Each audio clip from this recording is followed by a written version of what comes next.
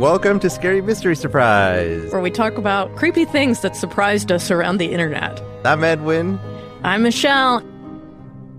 Christmas. My counter to your depressing thoughts about Christmas and your anti-Christmas behavior. I'm a Grinch. You're kind of a Grinch, but I just think that maybe we grew up too coddled by what Christmas is supposed to be, because in Europe there's all these crazy Christmas demons, and it's still part of the spooky season. Legitly, it's from Halloween until Christmas. There's a bunch of weird things that roam the countryside and possibly eat children or whatever.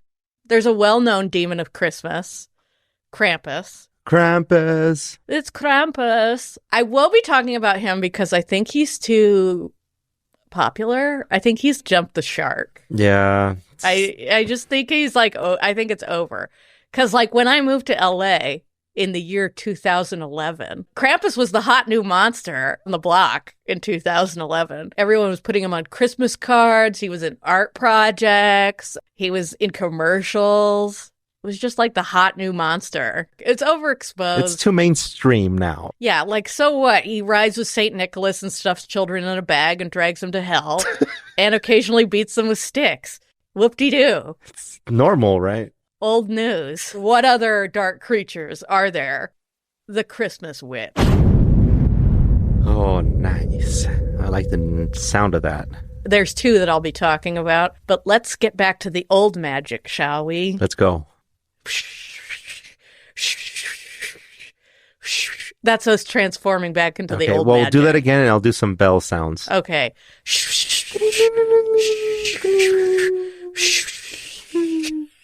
Well, I guess that's a whistle, but... It felt like a kitty cat. Yeah, I wanted to go... I mean, I think that's pretty good. I think people will get it. I think people will get our song. I also like how neither of us went with any sort of Christmas tune. We went more neutral pagan holiday Yule. Sticks and bells and... Actually, not bells. I made cat sounds. Oh, yeah. Little cat sounds, little mews, little mew, mew, mew, mew, mew, mew. But I'm excited about these because these fucking things are creepy. The witches? Yeah, the witches are creepy. Are they witches? They're properly witches. Okay, here we go. Have you ever heard of Frau Perchta?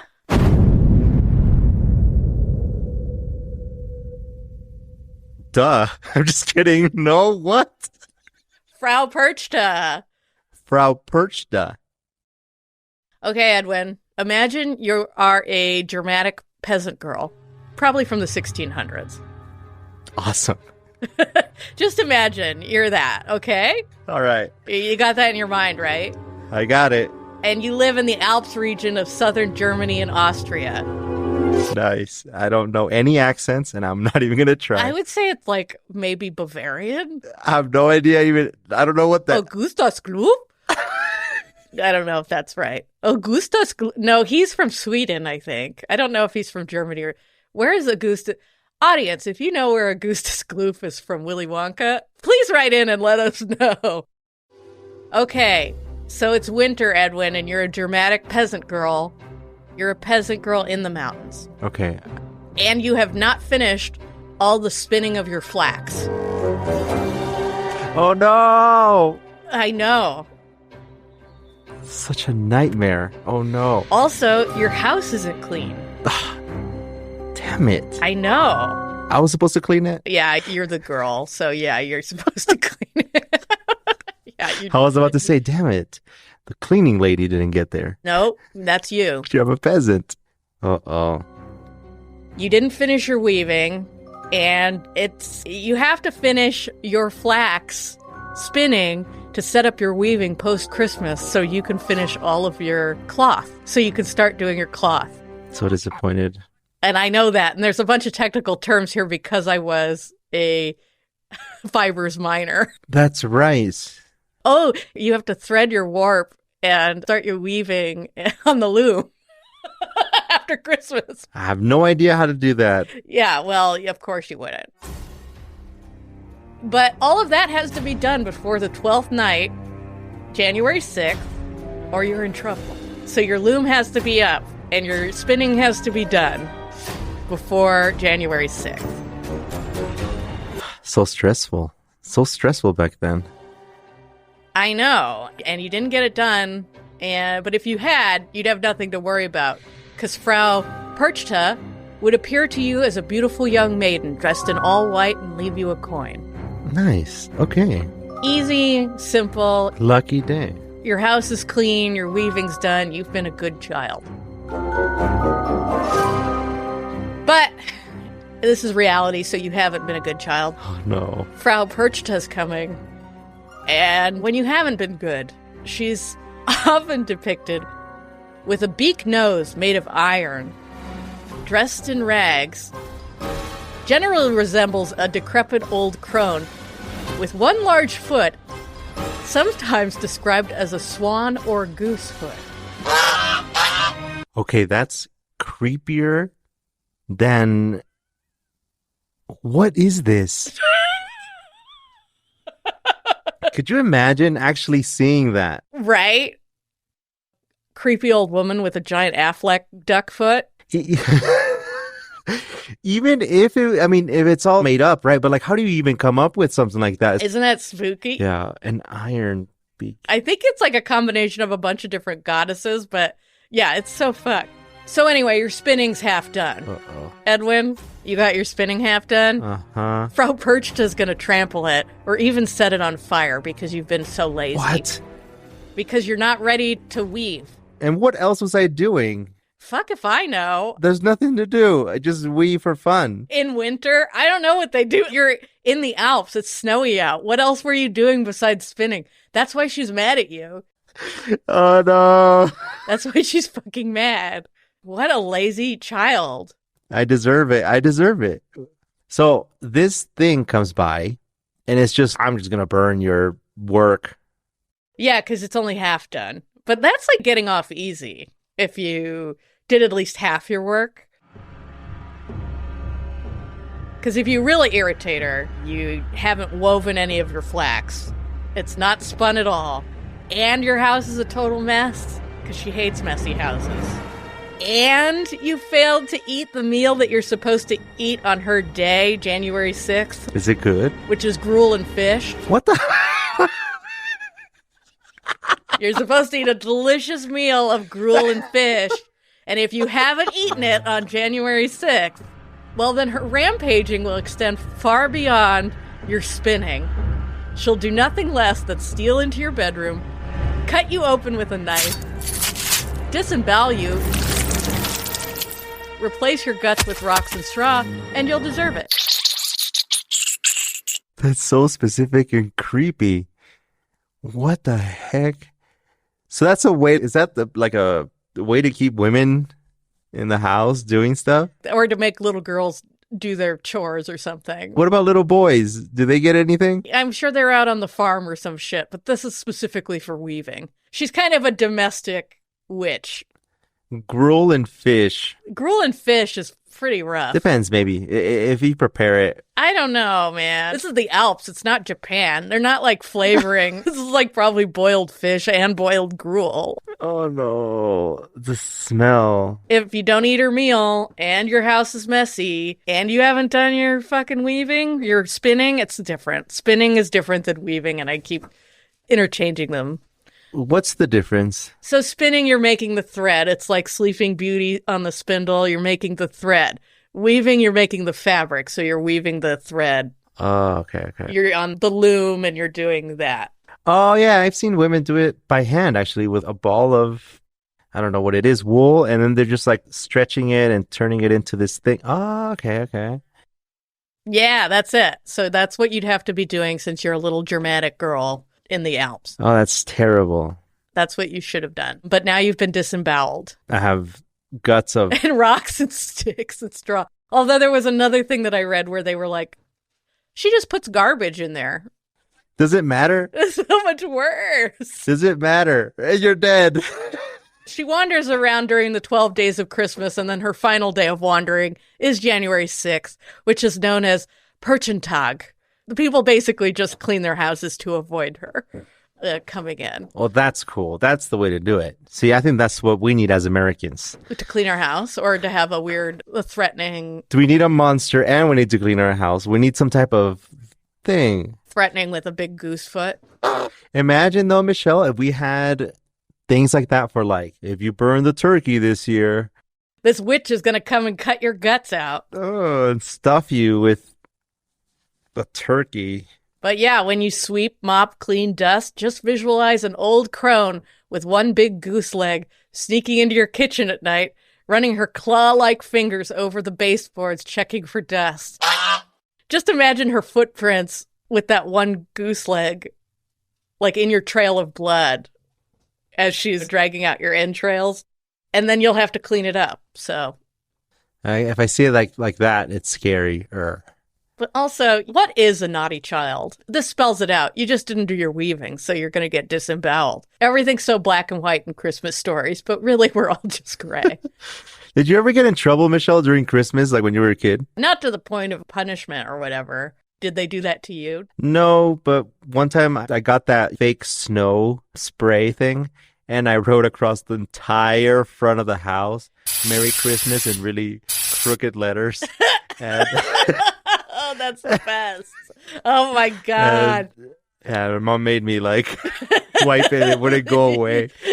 Your mom was like, we're calling the Christmas witch. She's taking you. I'm fine with it. That's about as bad as it got. It's hilarious. And it's coming from such a good place, too. You just wanted to write Merry Christmas. Coming That's from a the good day I started place. hating it. Aww. Just kidding. Imagine. That's my origin story. You just wanted to celebrate it. That's all. Just in very big crooked letters on the side of the house. The next witch that I'm going to talk about rivals Faupurchta. And this one's from Iceland. And this is Grilla. And I think it's like a battle between the two who's freakier.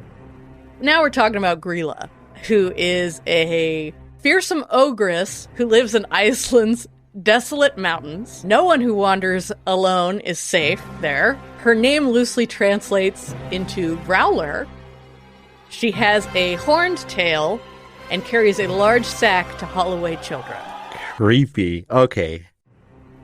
She descends from her home to snatch up misbehaving children, which would have been Edwin after he spray painted his family's house with fake snow, and then takes the children, boils them alive, and turns them into stew.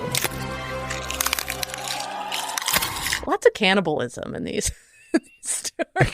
I like this one. I like this one more than the other one, I think. It depends. I don't know how the story ends. Or in other versions of the tale, she simply carves out their stomachs, which... Oh, that's it? She is considered a true villain and personification of winter and its darkness and coldness that takes over the world.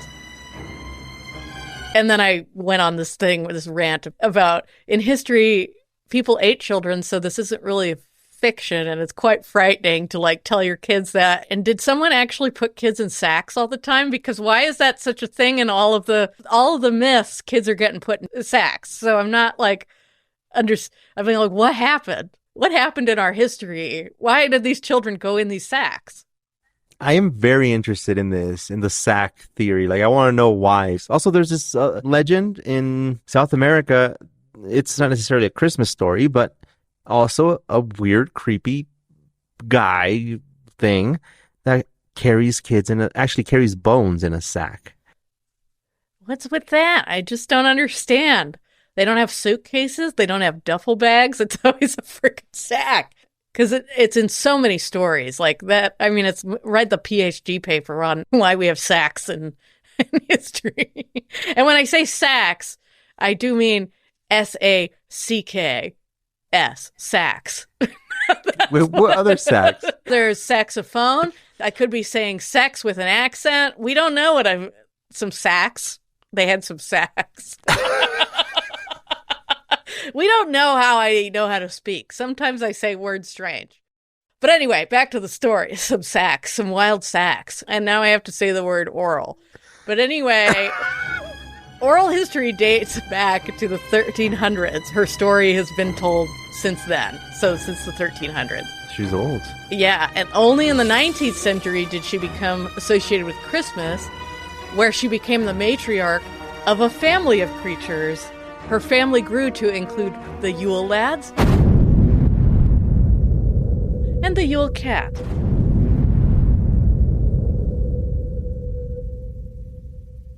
The Yule cat is a giant black cat, and I love black cats. I like to imagine my childhood cat as the Yule cat, Kitty, who I've talked about before, the Larry David of cats. Hilarious and so annoyed with everything and everyone in life. The Yule cat peers into windows to see if children are wearing an item of new clothing before Christmas Eve. If they are not, the Yule cat will eat them.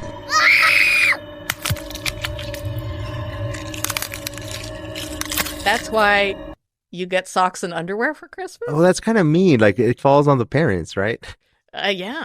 I mean, I guess also it makes up, if you think that kind of is a lame present, it's like your parents saved you from being eaten by the giant cat. I get it. I get it. But anyway, that's Grila's cat, the Yule cat. And then these are her sons or her brothers. So I think they're her sons. It makes me laugh that if they're her sons because they seem very strange. This is from the Smithsonian Magazine, by the way. Icelandic children get to enjoy the flavors of not one, but 13 Father Christmases. Called the Yule Lads.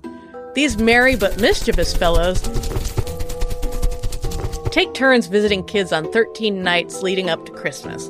On each of those nights, children place their shoes on the windowsill. For the good boys and girls, the Yule Lads will leave candy. If not, the Yule Lads are subtly expressing their disapproval. They'll fill the shoes with rotting potatoes. Those potatoes. Always the potatoes. Don't think well-behaved Icelandic kids have a sweet deal all around. Apparently, the Yule Lads used to be a lot more creepy than they are today. In 1746, parents were officially banned from tormenting their children with monster stories about those particular creatures. Did it get that bad? They were that bad in 1746 that they legally had to ban these stories.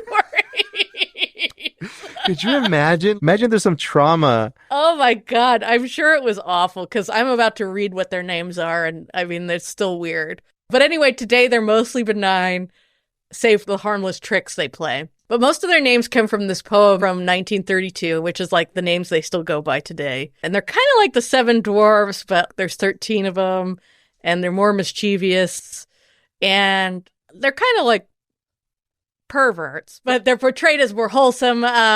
They just seem like weird pervert sons of Grilla. 13 of them. So one of them is named Meat Hook. Nice. He snatches up any meat left out, especially smoked lamb. So there's 13 of them, so they each come on different days. Oh, that's awesome. Okay, yeah. I'm so jealous. So potentially you could get 13 candies in your shoe, or they'll do this weird thing. Another one is called the Candle Beggar. He steals candles in Iceland. It's a necessity. So the Candle Beggar would steal candles. Gullygawk. He steals foam from buckets of cow milk. Not the foam? The foam, just the foam. Oh, okay, that's fine. Stubby, he's short and steals food from frying pans. Still okay, still wholesome. Bowl licker, he steals food from under the bed. Back in the old days, Icelanders used to keep food stored under their bed sometimes, which is very strange. Thanks for that, because I was going to ask, like, under the bed. It sounds like my stash of Cheetos. Yeah, bowl licker's coming for you. Spoon licker, he licks spoons. Pot scraper, a.k.a. pot licker, he steals unwashed pots and licks them clean. That's nice. I guess, except it's a little man licking a pot clean, and then you're like, oh, is this pot clean? And you don't know that someone licked it. Is that spit? And then there's door slammer. He stomps around and slams doors, keeping everyone awake. Now that's annoying. I might have one of those in my house. I mean, it's because you've been bad. They're doing this because you've been bad. Scree Gobbler, he eats up all the Icelandic yogurt. So, yogurt eater. He'll eat your yogurt. Sausage Swiper, he loves stolen sausages. Window Peeper, he likes to creep outside windows and sometimes steals the stuff he sees inside. Door Sniffer. These are so specific. I don't know why that's so disturbing to me somewhat. He has a huge nose and an insatiable appetite for stolen baked goods, but all I can imagine is him walking up to doors that are closed and, like, smelling them. And that just grosses me out for some reason. It's just, ugh. I don't know what that's about. The nostrils, and that's what gets me. Ugh. And then the final one, Sheepcoat Claude. He tries to suckle ewes in the farmer's sheep sheds. So he goes and he drinks sheep milk from the tit. You know, you can debate me about whether we are kink-shaming the 13 Yule lads, but they're a little odd. They're a little odd. And are they like short little creatures supposedly, or are they just like normal? They're like little. They look like little jolly Saint Nicholases. You know, I think they're probably small, but they're now portrayed as little. They look like little Santa Clauses, pretty much. And these are like well known over there, right? Yeah, it's their Christmas. So are there like, I can imagine songs written about them and like Christmas carols, and then little kids doing their plays, and they're just pretending to be the door sniffer. Window Peeper. I wanted to be Window Peeper this year. I would feel bad for the one that has to suck milk directly out of the sheep. I can't wait for a school play to really dramatize that. I wonder what they do.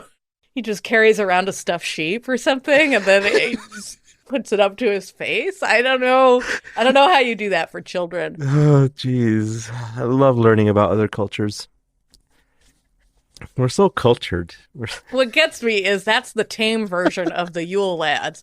What were the stories before 1746? I guess those are tame, but they're still fucking weird. So they bring candy, or they do that, or they do both, or... If you've been good, you won't get the guy that suckles on your used tits. Oh, okay. Yeah, they could all be little lessons, right? Like, for example, milk your sheep, guys, or wash your bowls. Take care of your candles. Eat all your food under your bed, or whatever. Oh, yeah, you're right. They are little lessons. Could they be? I don't know. Because, I mean, sounds like a really cool way to scare kids into doing things that you want them to do. Yeah, don't slam the doors. Eat your yogurt, or you won't get to eat your yogurt. That's how I would scare my kids. I like it. Yeah, you gotta scare them with the door sniffer. There's this creature called the door sniffer. And no, it's not a pervert. It's a Saint Nicholas type creature. Not a pervert. It's not a pervert. It brings you candy. I don't think I'm kink shaming an elf, am I? Oh, God. It's really creepy. Either way, like to think about it, like, oh, that thing is going to be there. I would probably be terrified as a kid thinking about these things. Oh, yeah. I think I'd be pretty scared of Grilla. Grilla, and then the fact that this is her whole posse of people that live in her cave, the cat, the Yule lads. She has a husband that's supposed to be really lazy and never does anything. They're all sitting there eating her kid's stew that she's made. So you're more scared of Grilla than you are of Frau Perchta. I think, okay, first, I thought I was going to be more afraid of, what is it, Grilla? Yeah. Or whatever you said. But in creepy factor, like the creepiness of it, no, that first one, the one with the difficult name. Definitely. Perchta? Is it Perchta, or is it like something Perchta? No, I looked it up. It's Frau Perchta. So Frau means like miss in German. Oh, okay, so Perchta, okay. Perchta is her name. Just the image, just what it does, and that the thing slices you open and stuffs you with stuff. That. The other one just carves your stomach out, or whatever you say. Yeah, eats you. Once again, a nice nod to cannibalism. This is why this is so creepy to me, because it's like, when I was a kid, I used to be afraid of, do you know those in cartoons when you put a little angel and a devil on one side? I used to be afraid of those things. I used to be like, what if they're real and they're there and I can't see them because supposedly they're invisible to everyone else in the cartoons? Right. And I remember, because I was a very like imaginative kid. I used to just imagine them like, oh my. One time I remember seeing like an animation. It was like a real actors, but they were supposedly like shrunken down and they were inside of a stereo. And they were the ones that made the voices and this music. And you would turn on the radio and they would start talking. And I was freaked out thinking that there were little people in the radio singing. And I was like, there's no way, because there's a little hole in the back of the speakers. I don't know if you ever seen those. I used to be afraid of that. So imagine, as a kid, little Edwin. Little Edwin. You tell him about these little things, or even the witch. That would be the end of me. Yeah, it's true. It would have been over. It would have been over. That's it. That's it. I would have been traumatized, and then I would have just advocated for banning it in Los Angeles County. You would have been on the city council banning all Christmas. Has to be happy holidays. Can't even be happy holidays. Celebrate festiveness or something like that. Yep. And then our podcast would have been called Happy Mystery Surprise. And we would talk all about joy to the world. And that wouldn't be fun for either of us to talk about, frankly. That's terrible. But you know what? Still, though, it sounds like a lot of fun. Like, I think all these other creatures, instead of just, Santa Claus, I think we do need stuff. Like, we do need creatures and... Yeah, you need the magic. More lore, more like, here's this myth of this is going to happen, or, even if they're scary, I think I would have appreciated that too. I mean, I would have been freaked out, but definitely would have had some cool memories about it. Oh yeah, all my room was clean that day, and I ate gruel and fish, and then you pass it down and scare your kids about it, and then... That's the point. You pass the magic down. With the Krampus explosion, everybody was super into Krampus. I don't know. It's just, okay, great. You've just discovered one of the many Christmas demons that there are. Cool guy. I think if we have any people that grew up Hispanic or Latino or whatever like me, I think there's this movie. And it's going to, if it clicks with you, by the way, if anybody there's listening and you know what I'm talking about, please let me know. There's this movie that used to come on almost around Christmas time, and it was about Santa Claus and a devil. And it was about basically a story of good versus evil, and they were basically in a fight, and the devil, like genuinely a red devil, was trying to not take over Christmas, but be there and ruin Santa's life or whatever, and just burn things down. And if you know what I'm talking about, let me know. But if it creeped you out, I want to know, because it creeped me out. And then I'm definitely planning on showing it to, little cousins and everybody. I want them to experience Christmas like I did. You have to. With the devil that used to commit crimes and stuff and burn things. And it was supposed to... This movie's in Spanish? It's in Spanish, yeah. I'm pretty sure you can find a translated version of it. But that image of that devil trying to burn the place down or trying to just ruin this kid's life. Yeah. It was something else. I get it. We've talked about the Wheelers before. I'll definitely make my kids watch Return to Oz, but man, oh man, the Wheelers. They are no joke. They are permanently burned in my mind. Goodness. There's been other creepy things I remember thinking of Christmas that I used to be freaked out about, and mainly the dark. Like, I remember thinking of all those Christmas Carol and all those Christmas movies. I remember being so scared of one of them. I forgot which one it was. Was it Home Alone? I'm trying to think it was one of those movies. Maybe Home Alone. It was probably Home Alone. I specifically, because there's like a scene where he goes down the stairs on a sled, and I specifically remember doing that in my childhood house.